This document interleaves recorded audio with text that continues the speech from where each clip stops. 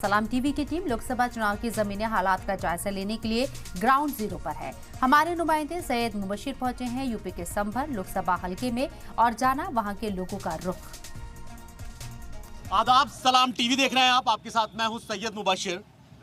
लगातार सलाम टीवी का जो काफिला है वो आगे बढ़ता जा रहा है, जो कारवां है वो आगे बढ़ता जा रहा है। कौन होगा 24 का सरदार, ये जानने के लिए हम पहुंचे हैं संभल। और संभल में क्या सोचते हैं मुसलमान और उनके मन में क्या है, ये हम जानने की कोशिश करेंगे। क्योंकि संभल 1970 के बाद जब ये लोकसभा क्षेत्र बना, कई पार्टियों को यहाँ पर आजमाया गया। क्या वाकई मुसलमानों का ख्याल रखा गया या नहीं रखा गया, हम बात करेंगे। क्योंकि यहाँ के आवाम, उनके क्या मुद्दे हैं और किस तरीके से वो आने वाले दिनों को देखते हैं। तो आइए मेरे साथ और जानने की कोशिश करते हैं क्या है संभल के मुसलमानों के मन में। हाँ साहब, क्या नाम है आपका? परवेज अख्तर। परवेज साहब, क्या करते हैं आप? बिजनेस है। बिजनेस है अपना? जी। चलिए बिजनेस से शुरुआत करते हैं। बिजनेस ठीक ठाक है? बिजनेस ठीक ठाक था, लेकिन अब नहीं है। जहाँ आप संभल में खड़े हैं इस सरजमी पर, यहाँ मेंथा की मंडी हुआ करती थी आज से 5 साल पहले। किस चीज़ की मंडी थी? मेंथा मिंट की मंडी हुआ करती थी। और एशिया में सबसे बड़ी मंडी संभल की हुआ करती थी। अच्छा। आप मान के चलिए यहाँ 7 से 8 लाख यूपी में फार्मर्स हैं जो मेंथा की खेती क्या करते थे। ओके। लेकिन पिछले 3 सालों से सरकार ने कहती है हम आत्मनिर्भर भारत बनाएंगे। हाँ। लेकिन आत्मनिर्भर भारत कैसे बनेगा ये हमें आज तक समझ में नहीं आ रही। जब यहाँ किसान को मारा जा रहा है, किसान मेंथा की खेती छोड़ रहा है। क्यों, इसके पीछे की वजह? इसके पीछे ये है कि इन्होंने NHU चाइना से इंपोर्ट करना शुरू कर दिया मेंथॉल, और जो किसान की वैल्यू से आधे रेटों पर मार्केट में बेच रहे हैं लोग। क्या सरकार इंपोर्ट कर रही है? सरकार तो इंपोर्ट तो पब्लिक ही करती है। वो करते हैं, लेकिन 2 4 5 ये 50,000 1 लाख 5 लाख 10 लाख लोगों से व्यापार सीख के 3 हाथों मांगी है। ओके। इसका डेटा है, ऐसा नहीं है, रिपोर्ट और डेटा सब चीज है। और अच्छा, ये आप डेटा भी लेके आए हैं? डेटा भी लेकर आए हैं। यूपी ये domestic menthol oil industry in crisis due to jump in the synthetic menthol import. अच्छा, मतलब ये बाहर से इंपोर्ट हो रहा है इसलिए? हाँ जी, हाँ जी। 90% यूपी में और 90% यूपी में प्रोडक्शन होता है। टोटल हिंदुस्तान मतलब दुनिया की मेंथॉल की कंजम्पशन 57,000 टन है। 97,000 टन। 57,000 दुनिया में मेंथॉल यूज होता है, जिसका 90% यूपी में आज से 5 साल पहले प्रोडक्ट होता था।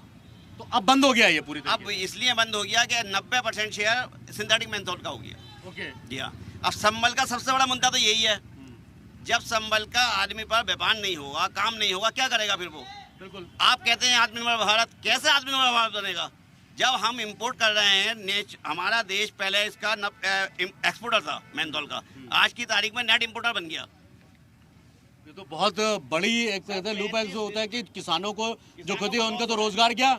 तो प्रधानमंत्री तो कहते हैं कि किसानों की आय दुगनी कर रहे थे, तो किसान की आय चली गई। कहाँ बनेगी सर? डेटा देखिए ना, ये डेटा क्या कह रहा है? हिंदुस्तान रिपोर्ट का डेटा कह रहा है, मैं नहीं कह रहा है, पूरा डेटा देखिए आप।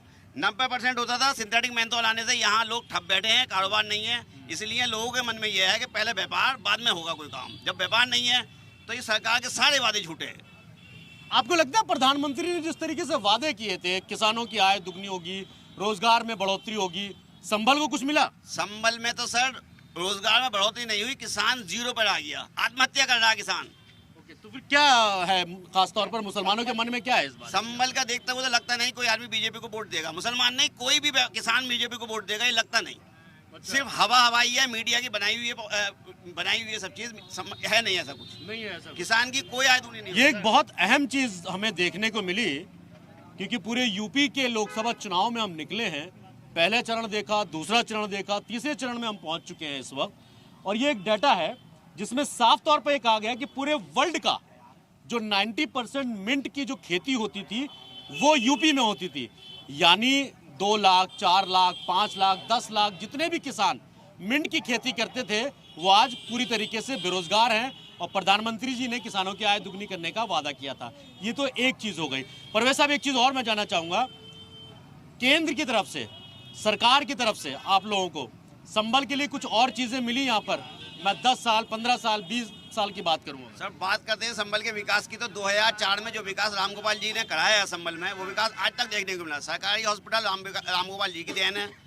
कितने सरकारी हॉस्पिटल है? सरकारी जो भी 100 बेडों का हॉस्पिटल बनाया है वो रामगोपाल जी ने देने हैं। उन्होंने ही लगवाया था, उन्होंने ही बनवाया था। उसके बाद से कोई विकास नहीं हुआ है। संभल के चारों तरफ संभल को जोड़ने का काम माननीय रामगोपाल यादव जी ने अपने कार्यकाल में 2004 में वो यहाँ जीते थे, उससे ही कराया है। लेकिन एक चौंकाने वाला आंकड़ा जो अभी सामने रखा है परवेज साहब ने, वो अपने आप में बहुत सारी चीजें बयान करता है। वजह उसके पीछे की है कि जिस किसान की आय दुगनी करने का वादा प्रधानमंत्री ने कहा था, उसी किसान की रीढ़ की हड्डी तोड़ दी गई। यानी अगर मिंट की खेती 10 लाख किसान भी यूपी का करता था तो पूरी तरीके से बेरोजगार है। और मुद्दे भी बहुत सारे हैं, हम बात करते हैं, कुछ और लोगों से बात करते हैं। हजरत क्या नाम है आपका? ख्वाजा ज़की। ज़की साहब, क्या मुद्दे हैं इस बार, मुसलमानों के मन में क्या है? असल में सबसे बड़ा मुद्दा जो है वो संविधान को बचाने का है। ये जो बदमाशी कर रहे हैं बीजेपी सरकार, तो ये डिक्टेटरशिप लाना चाहते हैं यहाँ पे। मतलब ये चाहते हैं कि कानून नाम की कोई चीज़ ना हो। आपको क्यों लगता है कि बीजेपी दोबारा आएगी तो संविधान खतरे में पड़ जाएगा, ये संविधान नहीं बचेगा? असल में ईडी का रोल देखिए आप। ईडी मतलब किस लेवल का ये इस्तेमाल कर रहे हैं ईडी का, कि मुख्यमंत्री को इन्होंने जेल में डाल दिया। दिल्ली के मुख्यमंत्री को, चुना हुआ मुख्यमंत्री केजरीवाल, और उन्हें जेल में डाल दिया। कोई रूल रेगुलेशन नाम की कोई चीज़ नहीं है ये आज देश में। मतलब तमाम ताकत इन्होंने अपने हाथ में ले रखी है। ईडी हो, सीबीआई हो, जितनी इंटेलिजेंस एजेंसी, सब मिसयूज कर रहे हैं सबका ये। और ये चाहते हैं कोई अपनी आवाज़ को बुलंद न कर पाए इनके खिलाफ। तो इतना बड़ा इशू बना हुआ है कि अपनी ताकत का नाजायज़ फ़ायदा उठा रहे हैं। और ये नहीं जान रहे कि हम इलेक्शन हार रहे हैं तो फिर कल को इनका क्या हाल होगा। वो ईडी फिर वही काम करेगी जो अभी अपोजिशन के लीडर के साथ कर रही है। तो इन्होंने इतना एक्सप्लॉयटेशन किया है, मिसयूज़ किया है एजेंसीज़ का, कि कुछ बयान नहीं किया जा सकता। बहुत बुरा हाल कर रखा है इन्होंने। और नेशनल मुद्दों की मैं बात करूं, और खास तौर पर क्योंकि संभल में मैं मौजूद हूं, और संभल में जैसा कि बताया कि मिंट की खेती बहुत ज़्यादा होती थी, वो खत्म है पूरी तरीके से। और क्या क्या बिजनेस मेन है संभल के जो इस वक्त? पिछले 10 साल हो गए योगी जी को यहाँ पे मुख्यमंत्री बने हुए। संभल में इतना भी नहीं हुआ उन्हें कि संभल की जो हालत है, जो एजुकेशन के मामले में, कुछ सरकारी स्कूल 10 सालों में कोई नया स्कूल नहीं बना। जबकि केजरीवाल ने दिल्ली में मॉडल दे दिया है, इन्हें पैटर्न दे दिया है कि इस तरह से अगर ये काम करते तो इनकी वाहवाही होती। यहाँ पे एक स्कूल कोई बता नहीं सकते इन्होंने नया खोला हो, या जो राम गोपाल जी ने यहाँ पे स्कूल कायम किए हैं उसमें कुछ एडिशनल कोर्सेज बढ़ा दिए हुए। या एमजीएम मेन स्कूल है यहाँ संभल का, खास तौर से इस सराउंडिंग में एमजीएम में कोई भी एक नया कोर्स इंट्रोड्यूस नहीं किया इन लोगों ने। और जो राम गोपाल जी ने यहाँ डेवलपमेंट कराया वो भी 20 साल पहले, 20 साल पहले, और वो भी सरकार थी तो इसलिए उन्होंने भी कराया यहाँ पे। अब इनकी सरकार है तो कम से कम इन्हें ये सोचना चाहिए था कि संभल में अगर वोट लेना चाहते हो मुसलमानों का, सारी कम्युनिटी का, मुसलमानों की मैं बात नहीं कर रहा, सारी कम्युनिटी का। मैं मुसलमानों की बात कर लूं। आपने बहुत अच्छी पॉइंट उठाया। प्रधानमंत्री कहते हैं सबका साथ, सबका विकास, सबका विश्वास।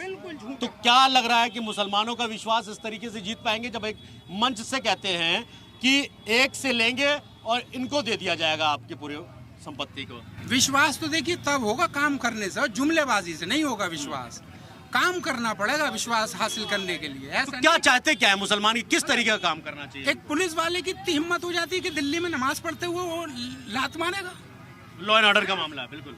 मतलब सेंट्रल गवर्नमेंट के अंडर में पुलिस आती है, किसकी इजाजत से उनने लात मारी नमाजी पे? क्या सोच पाओगे आप? ये हालात हो चुके हैं मुसलमानों के यहाँ।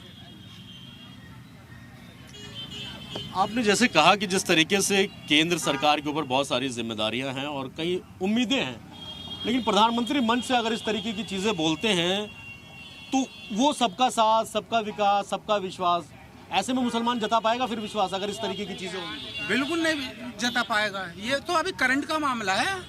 जो दिल्ली का ये एपिसोड हुआ है नमाजी के साथ, ये तो बिल्कुल करंट का है। और इसमें तो ये डिनाई नहीं कर सकते।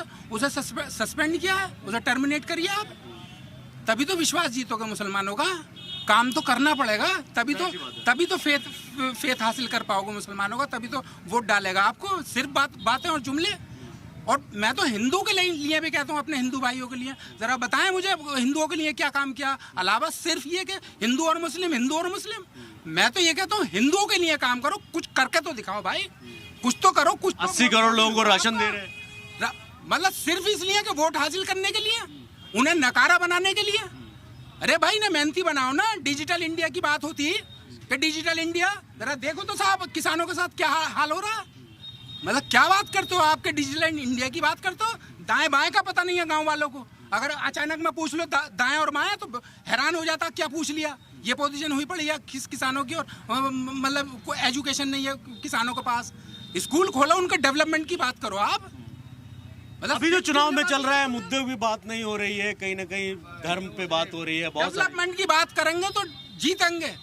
केजरीवाल मिसाल होंगे, केजरीवाल दिल्ली में मिसाल होंगे, पंजाब में कितने कम मुख्यमंत्री बने, 3 बार मुख्यमंत्री है, पंजाब में गवर्नमेंट बना ली। डेवलपमेंट की बात करो, वोट ले लो जनता का। ये बहुत अहम चीज है कि अब जनता बेवकूफ नहीं बनेगी। बकौल इस आपके डेवलपमेंट पे बात जिस तरीके से होनी चाहिए और देश का सुप्रीम लीडर प्रधानमंत्री अपने मन से अगर इस तरीके की भाषा बोलते हैं तो कहीं ना कहीं वो नारा बिल्कुल खोखला नजर आता है, जिसमें कहा जाता है कि सबका साथ, सबका विकास और सबका विश्वास। प्रधानमंत्री ने यह भी कहा था कि मैं मुसलमानों के एक हाथ में कुरान, दूसरे हाथ में लैपटॉप देखना चाहता हूं, लेकिन क्या कुछ इस तरीके की तस्वीर बन पाई है और कितना भरोसा जता पाएंगे मुसलमान इन चुनावों में? कुछ और लोग हैं, उनसे बात करें। क्या नाम है आपका? इशरत हुसैन। हाँ हुसैन साहब, एक चीज जानना चाहूंगा, भरोसा कर पा रहे हैं? नहीं। वजह ये कि सिर्फ जुमलों से तो भरोसा होगा नहीं जी। जब तक धरातल पे उतर के काम नहीं होगा, भरोसा जीतने के लिए चाहे मैं जीतूं किसी भी व्यक्ति का या किसी आदमी का, जब भी तो जीत पाऊंगा जब कुछ अमल होगा मेरा उसके साथ में। आपको क्या लगता है, मैं एक नागरिक होने के नाते देश के, प्रधानमंत्री को कोई एक सजेशन कि आपको मुसलमानों का वोट चाहिए या भरोसा जीतना है, तो क्या कुछ उनको करना चाहिए? क्या वोट के लिए सिर्फ भरोसा जीतने के लिए यही होगा कि पहले कर्फ्यू लगता था, अब कांवड़ यात्रा निकलती है? ये है इलेक्शन का जुमला? इलेक्शन का जुमला तो ये होना चाहिए था कि विकास, कितना विकास हमने करा है। देखिए सभी कौमों के जुलूस और जलसे और नमाज सब एक साथ हो रही है? अगर कांवड़ यात्रा के लिए एक महीने के लिए रोड बंद हो सकती है और 5 मिनट के लिए नमाज, जुमे की नमाज हो रही है, तो रोड बंद नहीं हो सकती। तो यही विश्वास है, सबका साथ है, यही सबका साथ है। अगर सबका साथ इसे ही कहते हैं तो बिल्कुल सही है साहब। क्या लग रहा है कि इस बार क्या मुद्दे क्या होंगे मुसलमानों के मन में? क्या है मुसलमान के दिल में? कुछ नहीं है। मुसलमान तो ये चाहता कि कम से कम ऐसा माहौल तो पैदा हो कि संविधान से चले ये देश, ये धर्म से न चले, ये संविधान से चले। या सिर्फ इस स्टेज पे आने के बाद हमारे मुख्यमंत्री, हमारे प्रधानमंत्री जी जिस तरह की लैंग्वेज बोल रहे हैं, क्या आप लोग समझते ये लैंग्वेज क्या सामाजिक लैंग्वेज है? हुसैन साहब, एक चीज़ और, मैं आपकी बात बिल्कुल सही है कि जिस तरीके के मन से भाषण और जिस तरीके के बयान होते हैं वो कहीं ना कहीं समाज को तोड़ने की कोशिश एक तरीके से हो रही है। मैं वो बात पे आऊँगा। प्रधानमंत्री ने कई बार ऐसी चीज़ें कहीं, कई बार ऐसे काम किए कि उन्होंने कहा था कि कुरान एक हाथ में और एक हाथ में लैपटॉप होना चाहिए।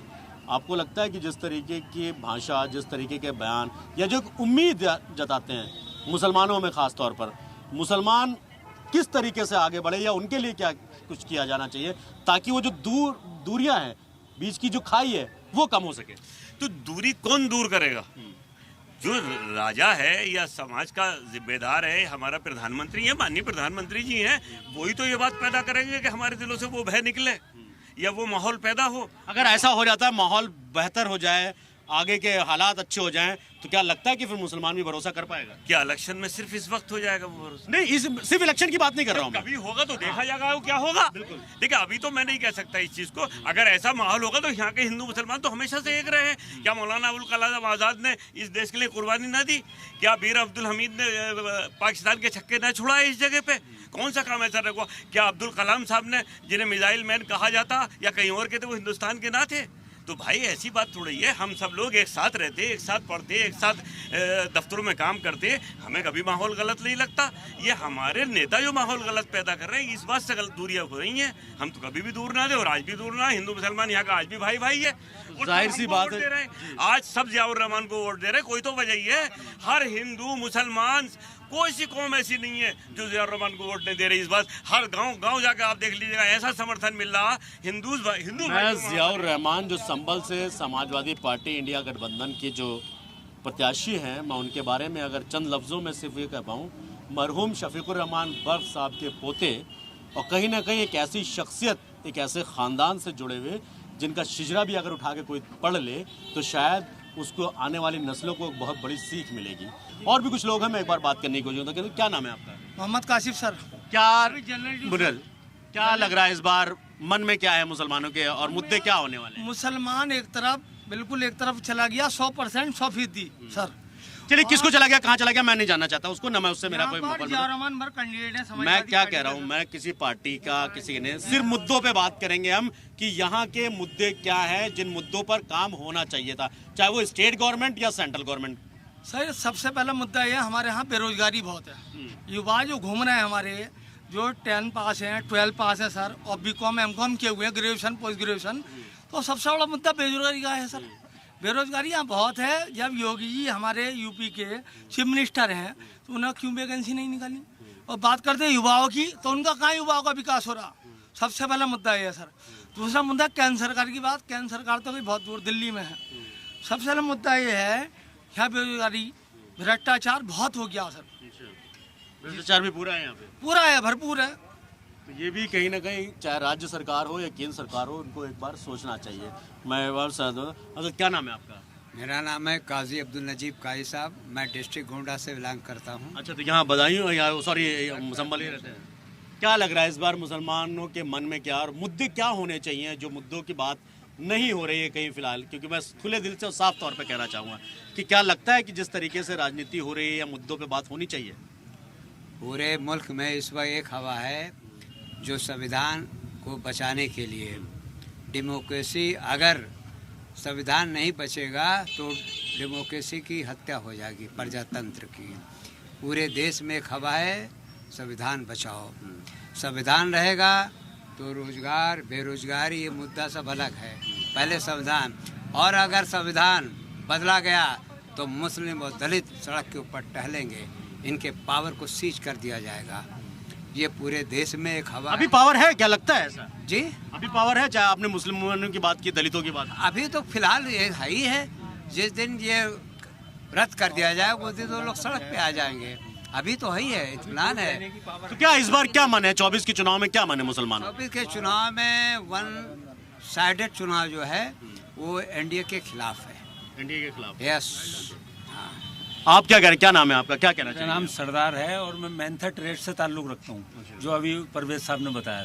हमारे ट्रेड को इतना बड़ा नुकसान पहुँचा। अच्छा, आप मिंट की खेती आप लोग भी ट्रेड करते हैं? हाँ, ट्रेड करते हैं। किसान की वो आय जो दुगनी होनी थी वो बिल्कुल चौपट हो गई। किसान सड़कों पे हैं, वो बेइंतहा परेशान है किसान। और हम लोग जो हज़ारों आदमी, लाखों आदमी इसमें लगे हुए थे, जो इसका ट्रेड करते थे, वो सब चौपट हो गया। बाज़ारों में ताले पड़े हुए हैं। लोग रिक्शा से लेके और हवाई जहाज़ तक जो इसका सामान ढुलता था वो सब बर्बाद हो गए। इतना बड़ा नुकसान हुआ। कितने लोग होंगे ऐसे जो ट्रेड के कम से कम इस पूरी यूपी के अंदर लाखों लोग हैं बेरोजगार इसकी वजह से। जो सरकार की पॉलिसी की वजह से नुकसान हुआ है कि सरकार वहाँ से इंपोर्ट कर रही है बजाय हमारे माल को एक्सपोर्ट करने के, जिसकी पे हमारे पास पैसा आता बहुत और इससे हिंदुस्तान की तरक्की होती। ये तरक्की चाइना की हो रही है जो हमारी होनी चाहिए थी, इंपोर्ट करने की वजह से। ये सरकार की गलत पॉलिसी का नतीजा है। अपने देश में मौजूद होने के बावजूद भी अगर इस अपने तरीके से देश में जो चीज़ फ्री में पैदा हो रही है और उसका बहुत कीमती रेट उठ के आता था चाइना से, वो आज वो बदले में चाइना को चला जाता और हमें बहुत नुकसान हो रहा है। हिंदुस्तान चाइना आर्टिफिशियल बना के हिंदुस्तान में छोड़ दिया उसे। आज वो मतलब ये कहने का आधे रेट में हमारा किसान का माल बिक रहा, किसान उसे बोने के लिए तैयार नहीं है। इससे बहुत बड़ा नुकसान है। दूसरी बात, जो रोजगार की समस्या है वो इस वक्त पूरे हिंदुस्तान में सबसे ज़्यादा पूरी दुनिया में यहाँ है। उसकी वजह यह है कि हमारे हिंदुस्तान में बेरोजगारी की इंतहा पे पहुँच चुकी है। तालीम का स्तर गिरता चला जा रहा है। इतनी महंगी तालीम हो गई कि गरीब आदमी कहाँ से पढ़ाएगा। 1-1 करोड़ रुपए में एडमिशन हो रहा है MBBS में, गरीब आदमी कहाँ से पढ़ा लेगा। सरकारी स्कूलों की हालत ख़राब है, उन पर वो ध्यान नहीं गवर्नमेंट का। अच्छा, पहले बच्चों को स्टेबलाइज करके लाइए, डिजिटल इंडिया जभी तो बनेगा, तभी तो आप कंप्यूटर और लैपटॉप देंगे उनके हाथ में, तब आप बच्चे हमारे पढ़ के आए सारे। अब बच्चे हमारे रिक्शा चला रहे हैं, मजदूरी कर रहे हैं, तो कहाँ से पढ़ेंगे वो। सरकार का हॉस्पिटल की तरफ, रोजगार की तरफ, पढ़ाई की तरफ कोई ध्यान नहीं, जो बेपनाह जरूरी है सारी बिरादरियों के लिए, सारी कौमों के लिए। तो फिर क्या है इस बार मन में? हिंदुस्तान का हर आदमी हिंदुस्तानी है, वो यहाँ पैदा हुआ यहीं मरेगा। तो इसमें फिरकावारियत की या किसी चीज़ की कोई गुंजाइश नहीं है, सबको यहीं रहना है। मतलब नफरत की जो खाई बढ़ाई या गहरी की जा रही है उसको खत्म करना चाहिए। बिल्कुल खत्म होना चाहिए, उसका कोई मतलब नहीं होना चाहिए। सिर्फ तालीम के बेस पर एडमिशन होना चाहिए, गरीब काबिलियत के एतबार से उसका एडमिशन होना चाहिए और उसे नौकरी मिलनी चाहिए। नहीं मिलती वो बेचारा। ये तो बात हो गई जो बुजुर्ग है उनके। युवा क्या सोचते हैं एक बार उनसे ही बात कर लेते हैं, क्योंकि युवाओं का योगदान कहा जाता है देश में सबसे ज़्यादा है, देश का भविष्य है। लेकिन क्या वो भविष्य महफूज है, वो भी जानने की कोशिश। क्या नाम है आपका? जावेदुल्ला नाम है। जावेद साहब क्या करते हैं आप? मैं इंजीनियर, प्रोफेशनल इंजीनियर। इंजीनियर हैं, जॉब में हैं अभी? जॉब में हैं। क्या है इस बार मन में मुसलमानों के खास तौर पर मुद्दे क्या हैं, किन मुद्दों के आधार पर इस बार वोट करेंगे? देखिए जैसा अभी आपने देखा बैक में बहुत सारे लोग बोले, सारे मुद्दे तो कवर हो ही गए हैं। बेरोज़गारी है, डिस्क्रिमिनेशन है अगेंस्ट द रिलीजन एंड वो मतलब भेदभाव बहुत ज़्यादा है। जैसा आप देखें प्रधानमंत्री, माननीय प्रधानमंत्री जी मंच से बोलते हैं तो अब इसका कोई मतलब बनता ही नहीं है कि वो अगर इसको कहें कि मतलब हमने कोई उसको जस्टिफाई करना चाहे तो वो कोई मतलब बनता नहीं है, क्योंकि एक देश का प्रधानमंत्री अगर ऐसा बोलते हैं वो रिलीजन के पे पार्टीशन की बात करते हैं तो मतलब वो एक खाई है, उसको बांटना बहुत मुश्किल है। और हमारा जो मनोबल है पूरी तरीके से टूट चुका है। आज क्या भरोसा करने की बात करते हैं कि प्रधानमंत्री, बीजेपी को मुसलमान वोट नहीं देता, ये साफ तौर पर कहा जाता है, तो ऐसा क्या कुछ किया जाना चाहिए कि बीजेपी पे भी मुसलमान भरोसा करें? इस खाई को वो खुद भरें, वो तो वही कर सकते हैं, लीडर ही कर सकता है, ये हम लोग तो नहीं कर सकते ना। लीडरशिप अगर हम यहाँ से किसी ज़ियाउर रहमान साहब को अगर आगे भेजते हैं तो हम एक्सपेक्ट करते हैं कि हमारी बात ज़ियाउर रहमान साहब रखेंगे आगे जाके।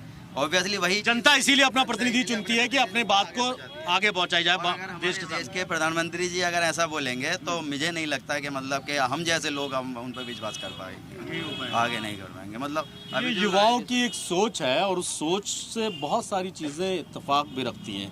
उसके पीछे की वजह यह है कि जब ग्रेजुएशन करने के बाद, कॉलेज पास आउट होने के बाद युवा जब बाहर निकलता है तो इस उम्मीद के साथ कि एक बेहतर कल उसका इंतज़ार कर रहा होगा, लेकिन उस बेहतर कल के चक्कर में अगर मैं कहूँ कि जूते की एड़ियाँ घिस जाने के बाद भी जब नौकरी नहीं मिलती तो हताशा साफ नज़र आती है चेहरों पर। और भी कुछ लोग हैं, एक बार बात कर लेते हैं क्योंकि युवाओं की बात हो रही है, युवाओं से बात हो रही है। क्या नाम है आपका? सर मेरा नाम यावर फराज है। यावर क्या करते हो? सर मैं लॉ का स्टूडेंट हूँ। लॉ के स्टूडेंट हो अभी? क्या लग रहा है, चलो उम्मीद आगे का फ्यूचर कैसा देख रहे हो? देखिए इस सरकार में तो ज़्यादातर पेपर लीक होते हैं, स्टूडेंट का भविष्य तो सरकार में है नहीं। लगातार कोई छात्र कोई पेपर देने जाता है तो वो लीक हो जाता है, तो छात्र इस सरकार में अपना भविष्य कैसे देख सकता है, आप ये बताइए। बात करते हैं संभल के मुद्दे की। संभल के अंदर रेलवे स्टेशन है सर, वहाँ ट्रेन आती तो है लेकिन वापस चले जाती है, आगे नहीं बढ़ पाती। क्यों? क्योंकि सर ट्रेन आती है और वापस चली जाती है, ये रेलवे स्टेशन ही नहीं है। लगातार हमारे मरहूम भगत साहब ने मुद्दा ये पार्लियामेंट में उठाया भी था, लेकिन डबल इंजन की लेकिन डबल इंजन की सरकार ने संभल में कोई विकास करने का काम नहीं किया। मैं चाहता हूं आप सुबह को जाकर संभल की रोडवेज और देख लें, वहां पे पानी भर जाता है। डबल इंजन की सरकार यहाँ है, उसने यहाँ पे संभल में ना रोडवेज बनाने का काम करा, ना रेलवे स्टेशन बनाने का काम करा। यार ये रेलवे वाला मुद्दा फराज तुमने बड़ा, ये मतलब ट्रेन आती है वापस चली जाती है। थोड़ा एक मिनट भाई साहब, मैं अभी आप रुक जाओ। मैं ये चीज जानना चाहूंगा वो वापस कैसे चली जाती है, मतलब क्या आगे भी तो जाती होगी, रुकती है ट्रेन? अरे सर जब पटरी नहीं है तब कैसे जाएगी, आगे कोई ट्रैक नहीं। कहीं तो जाता होगा ना, संभल से कहीं यूपी में कहीं और कहीं नहीं जाती। संभल की ट्रेन बस संभल तक ही रुक जाती है। इस रुकावट के पीछे नरेंद्र मोदी जी का हाथ है और भारतीय जनता पार्टी सरकार है। उन्हें यहाँ से ट्रेन आगे क्यों नहीं बढ़ाई? यहाँ पर इतना क्या नाम रोजगार का रेलवे में तो कहते बहुत काम हुआ, लाखों करोड़ रुपए का काम हुआ है रेलवे के। मतलब जो ट्रेन संभल आती है वो संभल से आगे कहीं नहीं जाती है, फिर वापस ही होती है। वापस चले जाती है मुरादाबाद, जहाँ से आती है सिर्फ एक ही ट्रेन चलती है यहाँ पे। वो आती है वापस चले जाती है। तो कोई एक्सप्रेस ट्रेन, कोई राजधानी कुछ नहीं आती है? Nothing, only one train. कोई नहीं। ये एक बहुत बड़ी बात है, बड़ी चीज, जहां रेलवे के विस्तार को लेकर इवन प्रधानमंत्री हो, रेल मंत्री हो, लगातार इस बात को कहते नजर आते हैं कि रेलवे का विस्तार पिछले 60 सालों में इतना नहीं हुआ जितना 10 सालों में हुआ। तो संभल एक शहर जहां ट्रेन आती तो है लेकिन आगे कभी नहीं जाती है, जैसा कि यहाँ पे लोगों का सीधे तौर पे मैं आरोप ही कहूँगा, इसको आरोप है। क्या लगता है इस बार, क्या मन में क्या है फिर? देखिए हिंदुस्तान की पूरी जनता जैसा भी 2 चरण के चुनाव हो चुके हैं तो हर वर्ग, समाज का हर वर्ग भारतीय जनता पार्टी से नाराज़ है। और जैसे कि हम देख पा रहे हैं जो नतीजे आ रहे हैं वो भारतीय जनता पार्टी के खिलाफ हैं। इस बार जनता इंडिया गठबंधन की सरकार बनने जा रही है और मैं बिल्कुल निश्चित तौर पर कह रहा हूँ संभल लोकसभा बहुत भारी मतों से ज़ियाउर रहमान यहाँ से लोकसभा में जाने वाले हैं। चलिए तो वक्त बताएगा कौन जीतता है, कौन कितने मतों से जीतता है। लेकिन जिस तरीके से संभल की आवाम, बच्चे हों बुजुर्ग हों, जो विकास डेवलपमेंट की बात करते हैं, आपसी भाईचारे की बात करते हैं, लेकिन जिस तरीके से एक बहुत अहम चीज़, 2 मुद्दे बड़े अहम निकल कर सामने आए।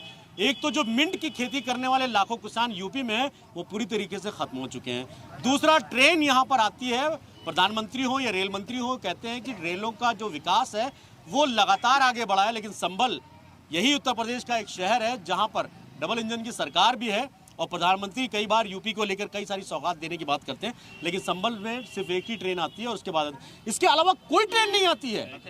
एक ही ट्रेन है, बस एक ही ट्रेन आती है सर। एक्चुअली है कि यहाँ गजरौला तक है कनेक्टिंग, गजरौला से लेके संभल कनेक्टिंग नहीं है, गजरौला से मुरादाबाद कनेक्टिंग है या फिर चंदोसी कनेक्टिंग। तो कोई एक्सप्रेस ट्रेन वगैरह कुछ नहीं है, लाइन ही नहीं है। जो ब्रिटिश टाइम में जो डली थी वो मुरादाबाद से संभल कनेक्ट था, उसको गजरौला कनेक्ट होना था, वो 70 साल में आज तक कंप्लीट नहीं हो पाया। और इसको माननीय सांसद जी ने, डॉक्टर शफीकुर रहमान साहब ने कई बार मुद्दे उठाए और कई बार रेलवे मिनिस्टरों से बात की और वो पास भी होते हैं। अब पता नहीं उसमें क्या होता है, वो तो टेक्निकल रेल मंत्री जी अगर आप ये मेरा प्रोग्राम देख रहे हो तो एक बड़ी समस्या ज़रूर है, क्योंकि रेल के विकास को लेकर आपने काम बहुत किए, लेकिन संभल की जनता जो है वो आपसे उम्मीद लगाए बैठी है कि इस यहाँ के भी रेलवे स्टेशन का विस्तार होना चाहिए। फिलहाल मुझे और मेरी टीम को दीजिए इजाज़त, अगली बार किसी अगले शहर में जानेंगे कौन होगा 24 का सरदार और क्या है मुसलमानों के मन में।